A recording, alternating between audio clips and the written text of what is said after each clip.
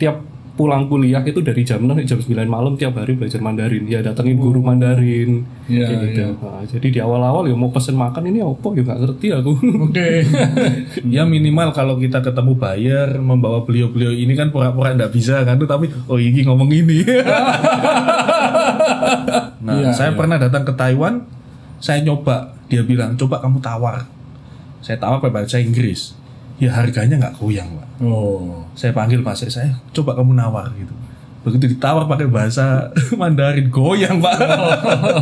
Bisa turun harganya.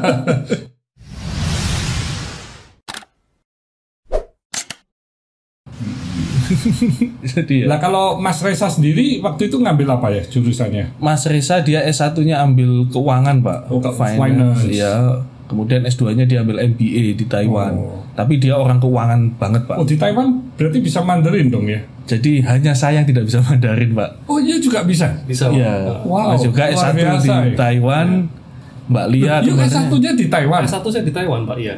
Oh. Jadi bertiga, saya, Mas Reza, dan Mbak Itu Lia. ngambilnya yang Mandarin? Jadi enggak, itu ngambilnya yang kelas internasional, Pak. Jadi pada saat itu ya belum gak bisa Mandarin sama sekali.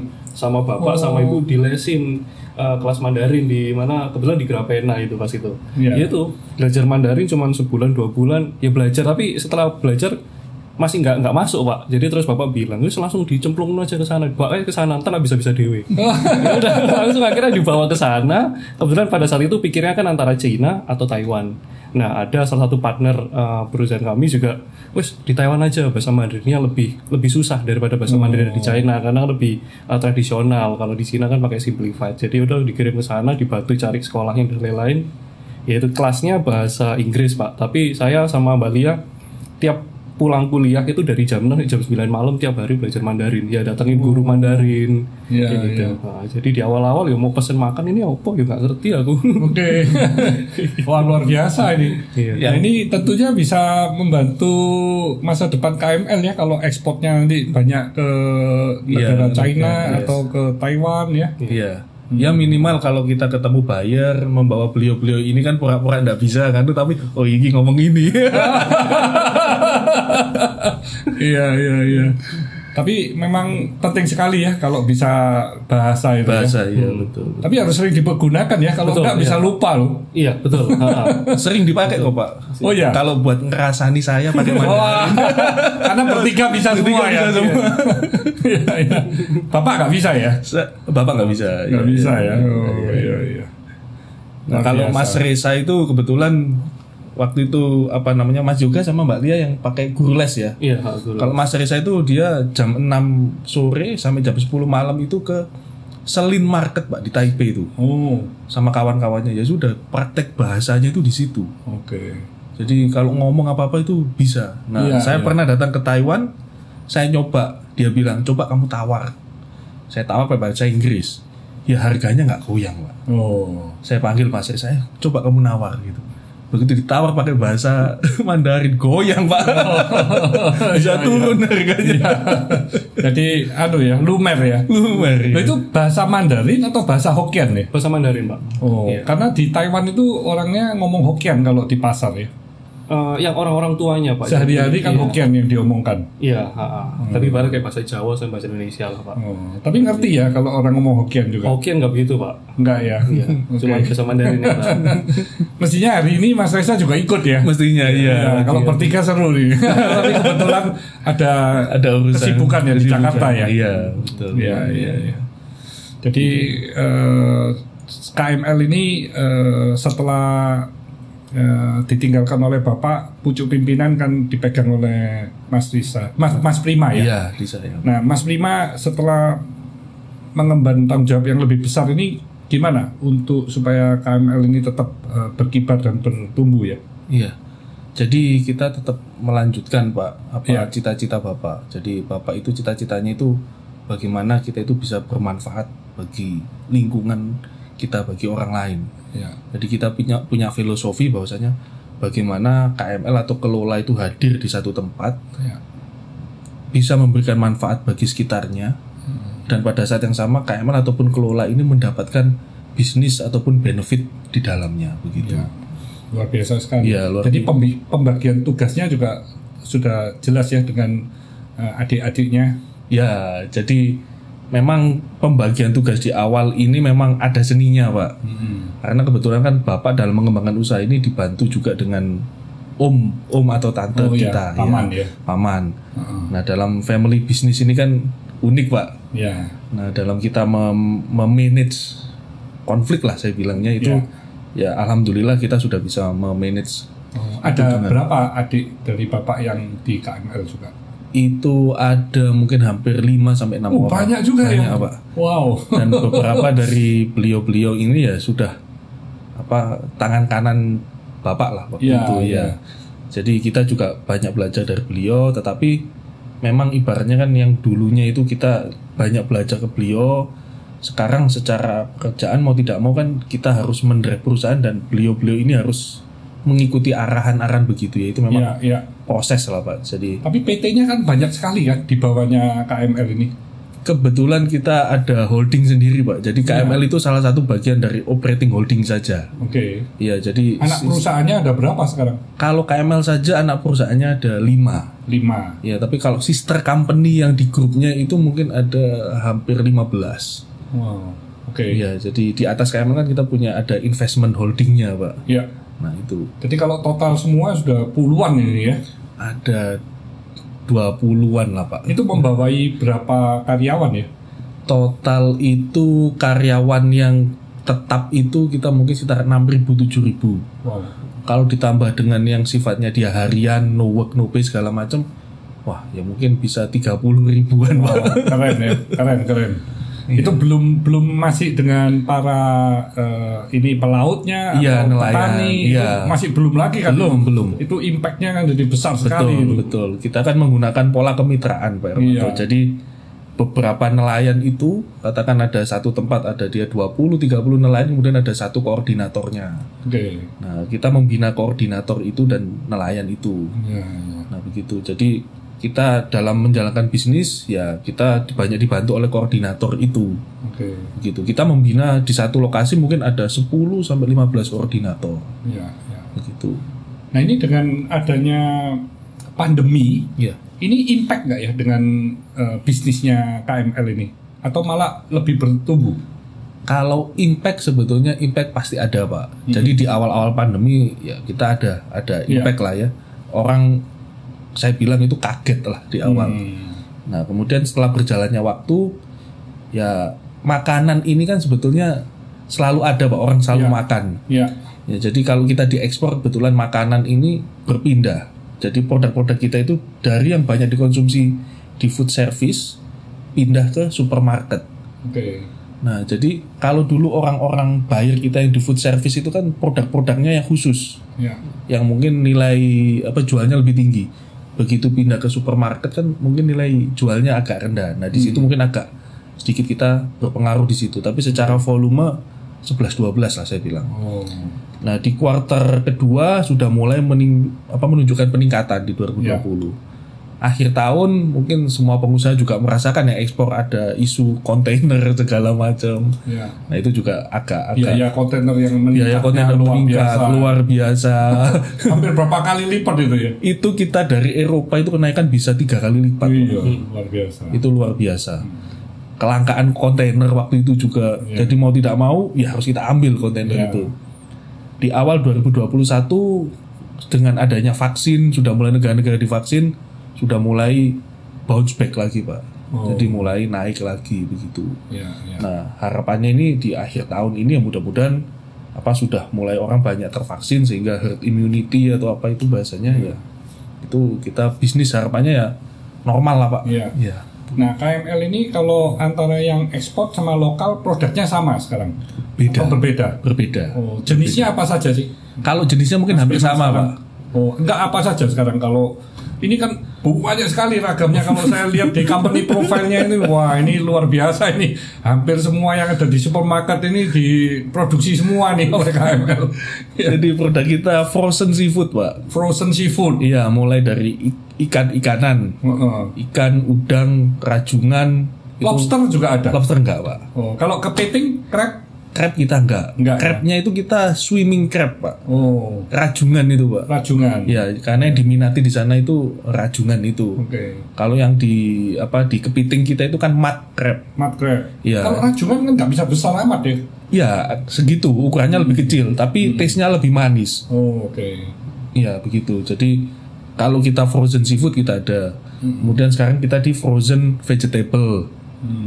Ya, jadi buncis, edamame, sweet potato. Nah, frozen seafood sama frozen yang vegetable ini yang naik dalam masa pandemi ini. Sebetulnya dua-duanya naik, Pak. Dua-duanya naik. Oke. Ya, begitu. Iya. Jadi demand, alhamdulillah 2021 ini demand ya sudah mulai mudah-mudahan normal lah. Normal. Iya, begitu. Ya, kita harapan kita juga semua cepat berlalu lah ini. Ini memang COVID ini kena semua ya, termasuk seluruh dunia kena ini. Seluruh dunia, ya. Nah, perubahan positif apa yang you dapatkan ya dengan adanya pandemi ini ya? Dengan adanya pandemi ini akhirnya, misalnya penjualan online atau hal-hal apa yang lebih positif atau komunikasinya? Kita positifnya akhirnya dengan kondisi pandemi begini memaksa kita untuk melihat kembali bisnis kita, Pak. Jadi kita sistem kita lebih banyak fokus memperbaiki secara internal. Apalagi sekarang kan ibaratnya kita sepakat bahwasanya adanya pandemi ini kita mungkin ekspansi kita tahan dulu. Kita lihat di operasional kita dulu. Nah, ternyata juga pelajarnya ternyata masih banyak celah-celah juga yang kita ternyata ini ya harus kita rasionalisasi dulu, ini kita normalisasi dulu, itu poin positifnya. Yang kedua, kita juga coba penjualan yang sifatnya online atau apa, tetapi surprisingly kita kan punya jaringan di lokal juga, Pak, untuk menjual produk-produk kita. Itu karena kondisi begini mereka ya mau tidak mau daftar di marketplace itu. Jadi mereka buka lapak-lapak di marketplace itu. Saya kaget juga awal tahun kemarin saya cek, saya masukkan salah satu merek kita, ternyata di salah satu market sudah banyak yang jualan. Wah, luar biasa begitu. Sebelumnya orang belum begitu ngeh dengan karena frozen. Banyak sekali kan sekarang yang orang jadi retailer. Wah, banyak sekali. Online. Penjualan online banyak sekali, apalagi produk frozen. Nah, Mas Yoga ini kebetulan beliau yang berurusan dengan penjualan untuk di domestik juga. Pertumbuhannya pesat ya? Iya, betul, Pak. Jadi kita kan salah satu contoh produk misalnya fishbowl, Pak. Kita kan juga jual fishbowl, bola ikan itu. Jadi setelah kurang lebih 5-10 tahun kita mengenalkan fishbowl ke masyarakat. Orang itu mengenalnya, kalau bakso ya pasti bakso daging sapi.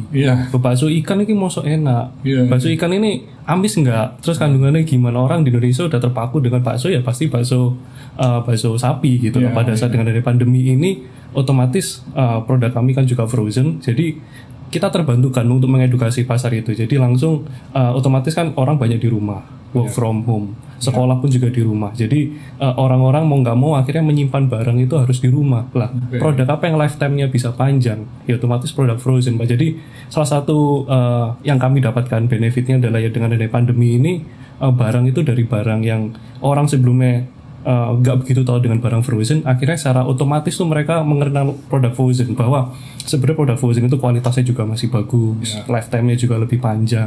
Ya seperti itu. Jadi kemudahan sebenarnya yang kita dapatkan di situ.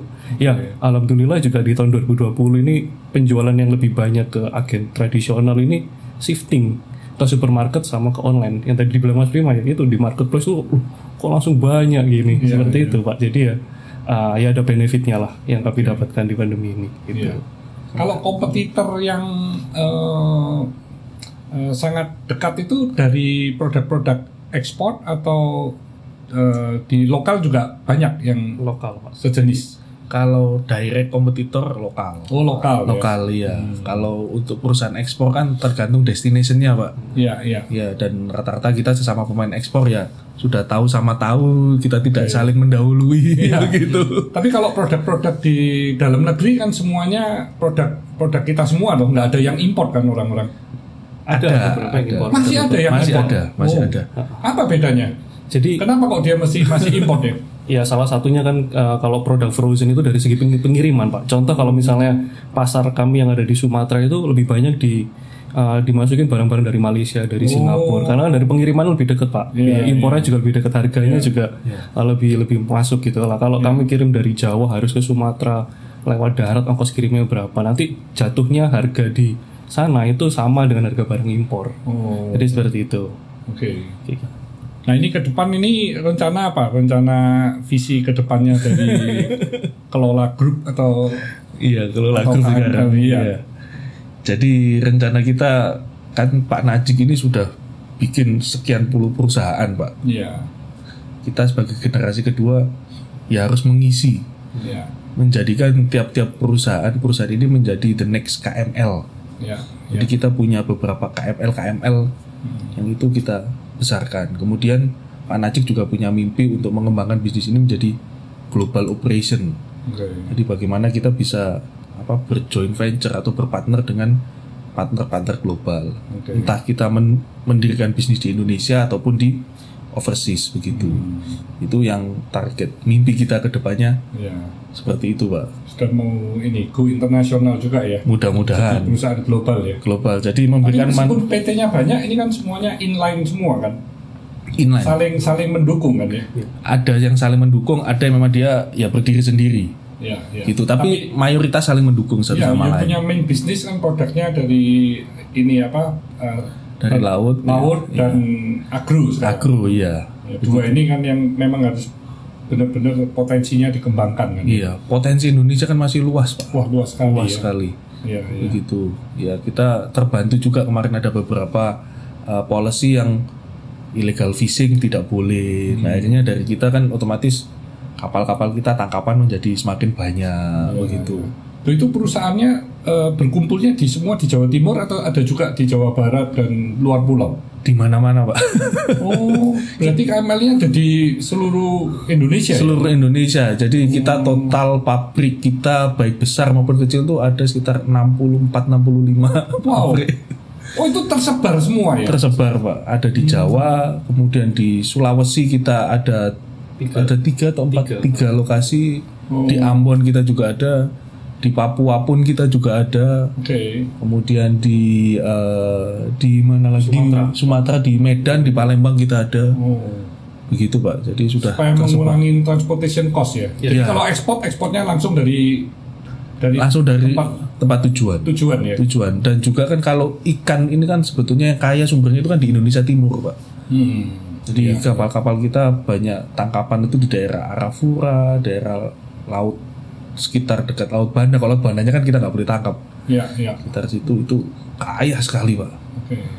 Ibaratnya kita beli ikan kakap kalau kita di lokasi di TPI di sini, kita beli di Lamongan 1 kilonya mungkin sudah harga 60.000. Kalau kita tangkap langsung di sana 1 kilonya itu harganya 12.000, 15.000. Bahkan kalau lagi banyak tangkapan gitu dibuang-buang Pak, sama masyarakat sana dikasihkan ikan. Saking kayanya itu. Nah akhirnya itulah yang kita tangkap, kita gunakan kapal kita untuk tangkap di sana, kemudian kita punya cold storage juga di sana, kita simpan, kita kumpulkan sudah banyak, ya sudah kita berikan ke fasilitas kita mana yang membutuhkan. Kalau Makassar butuh ya kita kirim ke Makassar, Gresik butuh kita kirim ke Gresik gitu. Tapi kalau yang masih hidup nggak ada ya? Nggak Pak, kita nggak ada. Tapi semuanya sudah. Tapi ada ini Pak, kami juga ekspor itu ikan tuna yang yellowfin tuna yang whole direct langsung kirim ke Narita Pak. Jadi pakai pesawat. Wow. Ya, jadi memang ke Sugiji market. Tapi kualitas tuna dari Indonesia dibandingkan dengan tuna yang ada di perlautan sekitar Jepang itu apa sama ya? Sama. Iya. Karena dari sisi iklimnya kan berbeda ya. Iya. Tapi jalurnya ikan tuna itu kan mulai dari Filipina ke atas ke Jepang, dia balik lagi Filipina, turun ke selatan sampai mendekati Australia, naik lagi ya daerah sekitar situ Pak. Iya. Ya sudah kapal. Karena saya pernah interview ini chefnya di Fasa Hotel ini ya. Iya. Kebetulan chef dari Jepang, dan dia minta salmonnya ini importnya dari Jepang. Makanya saya ngomong, kenapa? Di sini kan banyak dong salmon. Beda dia ngomong. Wah ini repot ini. Karena kalau impor dari Jepang harganya kan nggak terjangkau kan, mahal sekali kan. Salmon nggak ada Pak di Indonesia. Tuna ya. Tuna. Kalau salmon tuh kita juga ada Pak, satu perusahaan kita itu kita impor salmon direct dari Norway. Oh, Norwegia. Nah, kalau Norway dengan Jepang sama itu kualitasnya? Kualitasnya sama, hampir sama. Berarti salmon yang ada di pasar itu bukan dari Indonesia? Bukan, Pak. Di pasar kan banyak kan jualan salmon ya? Impor itu. Begitu. Kita pun kita impor salmon. Kebanyakan dari mana kalau impor? Dari Norwegia. Jauh ya? Iya. Oke. Jadi kita bawa di sini utuh, Pak. Dari utuh. Kemudian kita proses, kita fillet, kita bentuk portion segala macam, kemudian kita ekspor lagi. Import masih bisa diekspor lagi. Jadi kita mengambil value added-nya di situ. Iya. Nah, ada grade yang tidak masuk, biasanya juga ada permintaan lokal ya kita. Kalau tuna itu di Indonesia banyak? Di Indonesia banyak. Karena orang Jepang kan makannya ikan tuna itu seperti orang Indonesia makan mungkin nasi. Selalu di tiap rumah ada tunanya itu. Ada tuna, iya. Dan mentah itu dimakan. Sashimi grade, Pak. Iya, sashiminya tapi tuna ya. Tuna. Mereka kan paling suka tuna dibanding salmon. Salmon jarang kalau di Jepang sendiri. Iya, tuna. Jadi kita kirim tuna utuh besar sudah yang mati. Merah itu loh, yang mahal itu. Iya. Waduh. Itu yang besar kita masukkan dalam satu styrofoam, kita kasih dry ice begitu. Kita kirim naik pesawat, Pak. Jadi kita biasanya dari Ambon Denpasar Narita. Itu besar sekali ya ikan tuna ini. Satu ikan tuna paling kecil itu minimal 20 kilo, rata-rata 40, 60 kilo. Iya. Kalau rasanya kok hampir sama ya sama tongkol ya? Tuna, tongkol, tenggiri itu satu family. Tapi kalau tongkol kan kecil-kecil ya? Ya, tongkol yang kecil-kecil segini-segini. Makanan saya mulai kecil. Enak itu, Pak. Enak tongkol. Enak dan murah ya. Iya. Ikan pindang, tongkol cakalang. Iya. Aduh. Nah, ini ke depan ini apa ada rencana nih mau menjadi perusahaan TBK? Wah, ini pertanyaannya. Apa belum pernah dirundingkan? Saya serahkan ke kakak tertua. Gitu ya. Kan mesti didukung dong sama ini seluruh family member dan juga seluruh ini ya karyawan inti. Iya, mungkin ada, Pak. Pak Najik dulu 2016 sudah hampir mau KML mau TBK. Iya. Waktu ketemu saya kan juga bicaranya soal TBK. Kemudian saya tanya, Pak, kenapa sih Bapak mau TBK? Saya tanya. Iya. Karena nomor satu Bapak ingin GCG, Pak, katanya.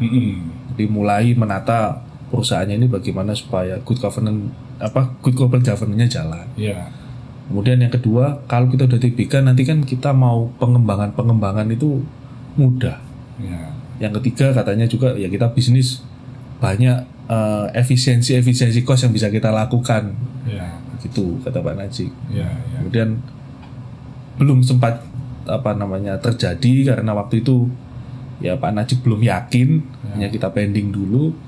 Kemudian sekarang kita lihat ya ini kan kalau Pak Najik dulu sudah pernah mau IPO berarti ya mau tidak mau nanti ya one day lah. Ya. Kita wujudkan begitu ya. Ya, saya setuju lah kalau memang bisa perusahaan itu dikelola sudah sehat ya. Kalau sudah sehat ya memang di IPO kan akan lebih baik.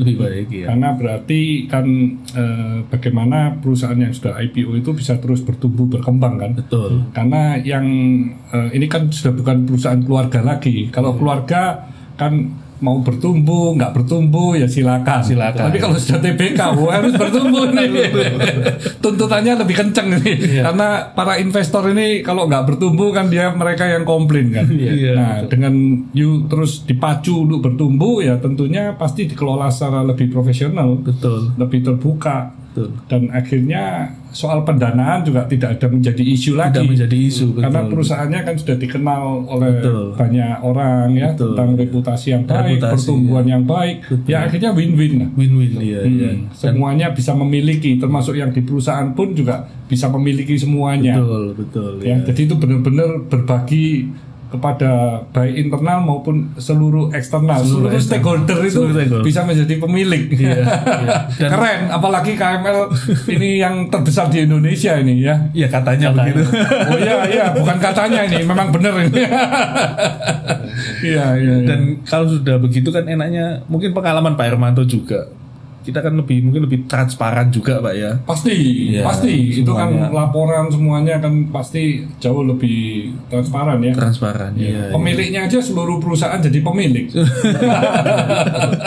itu yang saya ingat Pak Najik pernah bilang. Nanti kalau sudah TBK, yang marahi kamu bukan bapak. Iya. Jadi harus dituntut lebih profesional lagi dan goal-goalnya juga lebih jelas ya. Betul. Iya. Ya menurut saya bagus kalau memang bisa ke sana ya. Iya. Ya. Jadi saya doakan segera ini. Amin. Terima kasih supaya KML ini masuk di Bursa Efek Indonesia ya. Iya, mudah-mudahan Pak. Iya. Amin. Dan bersyukurnya juga ini Pak, kebetulan ya kurang lebih 2-3 tahun terakhir ini kan Bapak sudah mulai juga melibatkan orang-orang profesional. Jadi setelah ditinggal Bapak, ya kami bertiga ini bersyukurnya juga masih ada didampingin dengan orang-orang profesional. Betul. Jadi ya orang-orang yang bisa memberikan informasi baru kayak informasi-informasi yang sebelumnya ya cuman hanya ada di keluarga ini aja, otomatis kan dapat informasi baru dari orang-orang yang udah profesional itu. Ya tentunya memang ini nggak ada firasat ya soalnya ya. Nggak ada firasat soalnya sangat mendadak. Iya. Setiap pagi Pak Najik kan masih jalan pagi itu Pak. Kita juga keluarga juga nggak menyangka sama sekali. Tapi perusahaan kan dari sisi keuangan sudah dikelola secara profesional sudah. Kan tidak boleh member family mau perlu uang dia tinggal ngambil. Nggak boleh. Jadi sudah ditentukan dari salary. Iya. Kalau ada keuntungan bisa dibagi dividen bagi yang pemegang saham. Iya. Nah itulah yang mungkin lebih bagus lah ya. Saya tuh ada cerita Pak dengan Pak Najik. Saya tuh pernah kasbon 1 juta Pak. Iya. 1 juta itu sebenarnya cuma buat keperluan sebentar gitu lah Pak. Tapi sama Bapak itu tiap hari teleponin, ini 1 juta kapan kamu balikan ini? Jadi udah bener-bener harus dikembalikan. Dia udah terbiasa seperti itu Pak.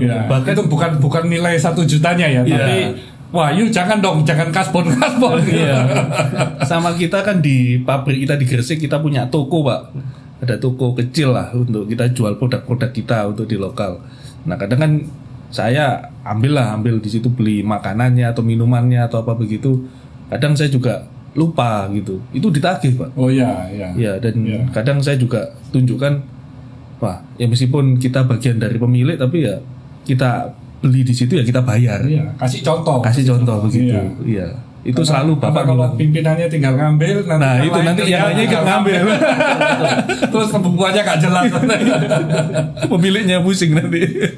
Iya, banyak-banyakan ambil. Itu ngambil 2, saya bisa ngambil 3 dong. Saya kan kerjanya lebih keras, misalnya begitu kan repot. Jadi agak nggak boleh lah ya. Nggak boleh ya. Jadi memang ya Bapak sudah ninggal perusahaan yang sangat membanggakan, membuat aturan-aturan yang juga harus diikutin lah ya oleh seluruh member karena itu baik sekali. Dan semua mesti sayang sama ibu lah ya. Oh iya Pak. Ibu ini berjuang berarti Bapak mulai dari nol juga ini. Mulai dari nol Pak. Kalau dulu ibu itu menteri dalam negeri, Bapak itu menteri luar negeri. Iya. Tapi semua itu ada pengorbanannya Pak Irmanto. Jadi Bapak orangnya luar biasa, workaholic apa segala macam. Tapi alhamdulillah ibu ini pendekatan ke anak-anak juga oke begitu. Jadi saling melengkapi begitu. Jadi ada yang perhatian ke anak juga. Selain kalau perempuan kan multi talent. Bantu Bapak juga perhatikan anak juga. Ngurusin bisnis bantu juga. Ngurusin kebutuhan sehari-hari juga. Termasuk pendidikan juga ya. Termasuk pendidikan. Tetapi Pak Najik waktu sebelum menikah pernah bilang ke saya, kamu kan sudah menikah. Ingat pesan Bapak, apa Pak? Tidak semua hal itu bisa kamu share ke istri kamu. Gitu Pak. Berarti Bapak nggak share ke ibu, saya bilang. Oh enggak, di-share semua bahaya kan. Kamu pilih-pilih yang bijaksana begitu. Iya Pak. Yang penting Mas Prima kan ini bertiga ada di KML. Nah itu benar-benar you dengan saudara-saudara itu kalau ada kejadian yang di perusahaan ya diselesaikan bertiga gitu. Iya. Itu yang paling penting kan. Iya. Karena kalau istri apalagi dia tidak di KML kan taunya cuma sedikit-sedikit. Iya. Nah, ini nanti yang bisa repot kalau ikut campur gitu ya. Betul. Iya. Jadi mungkin yang urusan bisnis ini yang tidak terlalu terbuka atau mungkin diselesaikan dengan para saudara lah. Iya. Gitu ya. Nah ini pada kesempatan ini dari Mas Prima atau dari Mas Yoga ada mau kasih tip-tip pesan-pesan kepada ini para milenial atau sobat sukses ya. Sobat sukses. Bagaimana ini kalau misalnya mereka mau memulai bisnis atau bagaimana bisa membantu bisnis yang sudah orang tua rintis. Karena kadang-kadang banyak kan anak yang sudah di sekolah yang di luar, habis itu pulang dia nggak mau bantu orang tua, dia mau punya ide sendiri, mau mengembangkan sendiri gitu ya. Padahal bisnis yang dirintis orang tua yang membesarkan dia, yang menyekolahkan dia ya.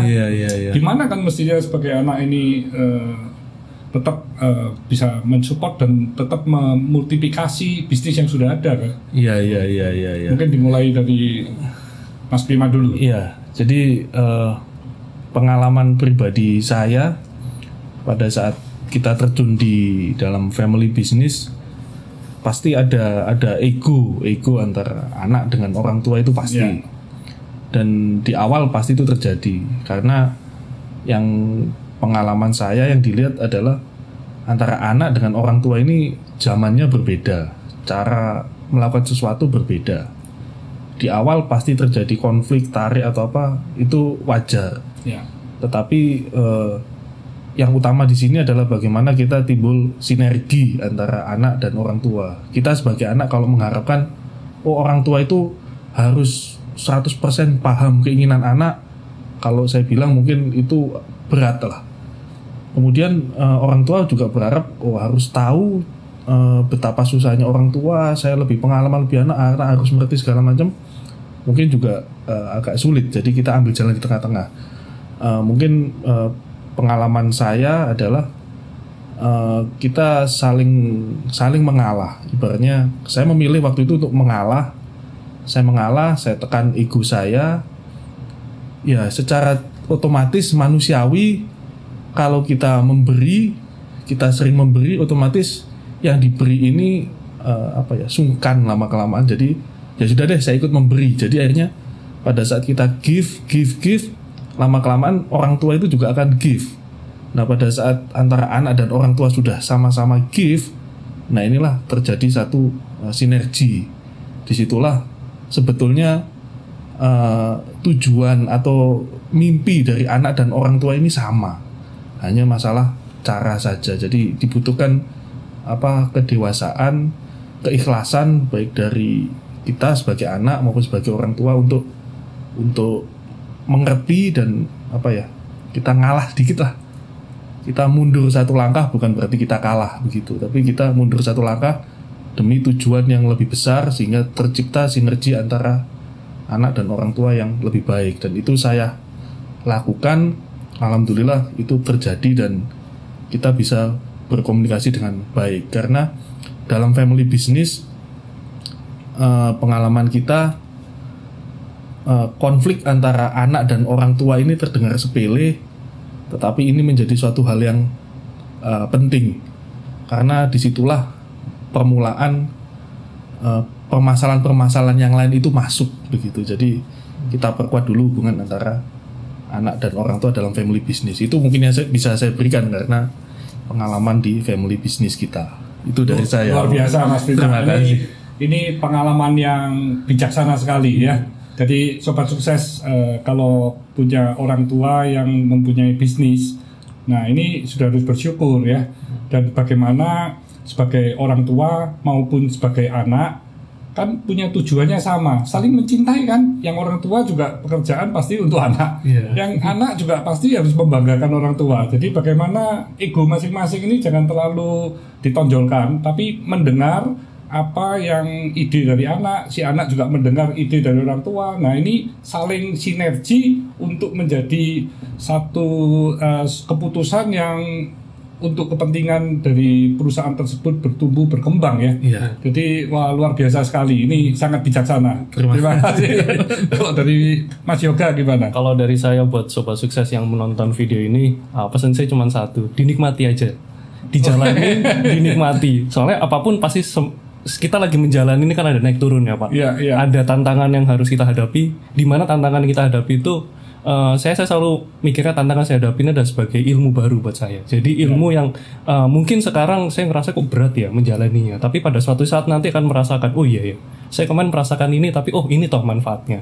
Jadi buat sobat sukses yang nggak hanya di family business saja, tapi yang sedang merintis usaha, jadi ya dinikmati aja prosesnya, dinikmati enak tidak enaknya, bagaimana bisnis ini yang penting goalnya tercapai. Teman-teman yang sedang menjalankan bisnis, goalnya harus tahu dicapai di mana, dinikmati aja prosesnya. Karena tidak ada hasil yang tidak memuaskan kalau kita tidak bekerja keras. Gitu. Kalau saya selalu berprinsip where there is a will, there is a way.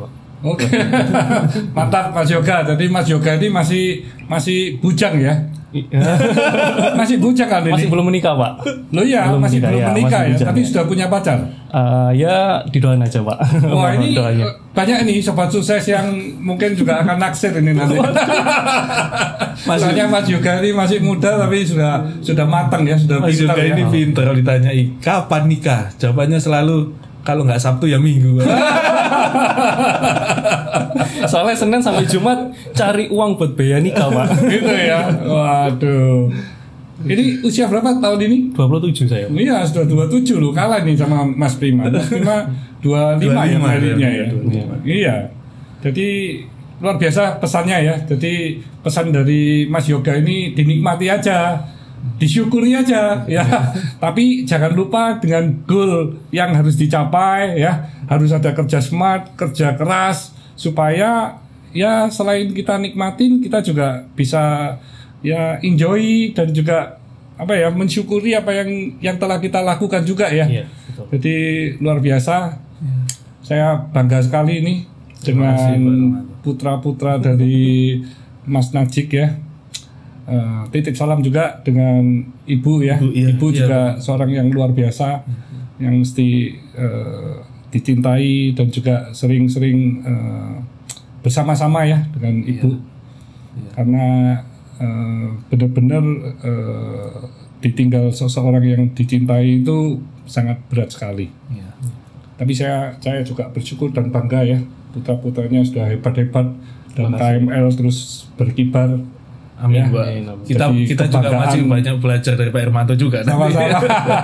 Kita kan sering kontak-kontak ya. Iya. Jadi ya luar biasa. Saya senang sekali dan bangga dengan kalian semua. Ya. Terima kasih. Oke. Stay humble, stay positive, stay on fire.